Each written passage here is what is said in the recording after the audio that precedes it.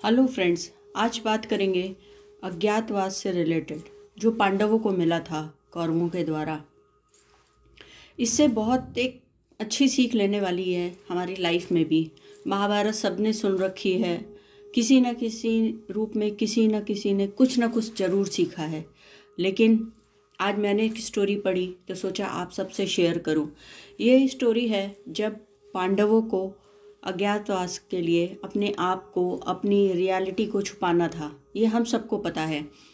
तो उस दिन क्या हुआ, जब महाराजा युधिष्ठिर राजा विराट के पास पहुँचे, उन्होंने बोला कि मैं फलाने गोत्र से उत्पन्न एक घृत कीड़ा में मास्टर आदमी हूँ और मेरा नाम कंक है। क्या आप मुझे नौकरी देंगे? मैं आपको जुआ खेलना सिखाऊंगा। वही घृत क्रीड़ा जिसमें वो अपना सर्वस्व हार के गए थे, उसको ही उन्होंने अपना टूल बनाया और राजा विराट को सिखाने लगे। फिर बात करते हैं महाबली भीम की, जिसके लिए 10 लोग खाना बनाते थे। लेकिन अब उसको 1 साल अपनी पहचान छुपाते हुए वो रसोइया बना और रसोइया बन के खाना बना रहा था। जो खाना जिसको दिन भर चाहिए, जिसका बिना उसके गुजारा नहीं था, उस महाबली को अब खाना बनाना था। बात करते हैं इसी तरह नकुल सहदेव ने जानवरों को संभालने का, घोड़ों को संभालने का काम लिया। अब बात करते हैं अर्जुन की। अर्जुन ने क्या किया? अर्जुन धनुर्धारी, द्रोणाचार्य के प्रिय, सबको पता है, एक ऐसा व्यक्ति कि जिसकी प्रत्यंचा अगर धनुष पे चढ़े तो अगला पहले ही सोच ले कि मैं तो हारा। लेकिन उसने अपने आप को एक बृहन्नला नाम का व्यक्ति बनाया। वो क्या? जो नपुंसक था। एक पौरुषवान आदमी खुद को नपुंसक बना करके 1 साल के लिए अपने आप की आइडेंटिटी छुपा करके कार्य कर रहा था। क्यों? क्योंकि ये भगवान का निर्देश था।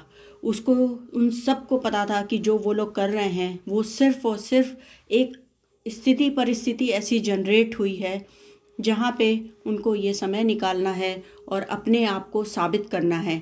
अपनी अपनी निपुणता छोड़ के, अपनी कैलिबरी छोड़ करके जो कुछ भी उन लोगों ने किया वो जस्ट अपोजिट था। लेकिन सब ने, इवन जो रानी थी द्रौपदी, वो जिसकी हजारों रानी काम करने वाली हुआ करती थी, वो खुद एक काम करने वाली बन के, एक दासी बन करके वहाँ की महारानी की सेवा कर रही थी। तो ये स्थिति परिस्थिति हम सबको ये सिखाती है। वो अज्ञातवास उन लोगों के लिए, उनके जान बचाने के लिए बहुत ज़रूरी था। इसका मतलब ये नहीं है कि ये स्थिति परिस्थिति हमेशा रहेगी।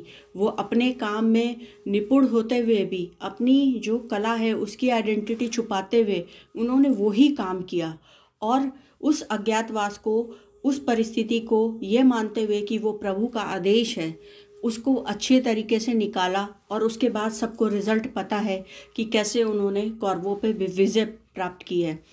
तो ये सब हमारे लिए भी है कि जब हमारे पास मुसीबतें आती हैं, हमारे ऊपर परेशानियां आती हैं, तो हम सब भगवान को कोसते हैं, मेरी ही परीक्षा क्यों, मैं ही ऐसा क्यों, औरों के साथ नहीं होता। लेकिन ये तो काल चक्र है, ये दुष्चक्र है जो सबके जीवन में आता है। जब तक हम हैं जिंदा, कुछ ना कुछ किसी न किसी रूप में चलता रहेगा। सिर्फ ये अज्ञातवास हमें पहचानना है, खुद को शांत करके चीज़ों को समझना है और अपनी लाइफ को आगे ले जाना है। हमें वो ही होना है जो हम होना चाहते हैं। हम पीछे आए हैं तो इसका मतलब ये नहीं है कि हम आगे नहीं जा सकते। ये अपने आप को देखने का समय है कि हमें आगे कहाँ जाना है और किस लिए जाना है। आज इतना ही, कल फिर मिलते हैं। इसमें अभी और बहुत कुछ है सीखने को। अगर आपको भी इस कहानी से कुछ सीखने को मिलता है तो ज़रूर लाइक, शेयर और कमेंट करिएगा।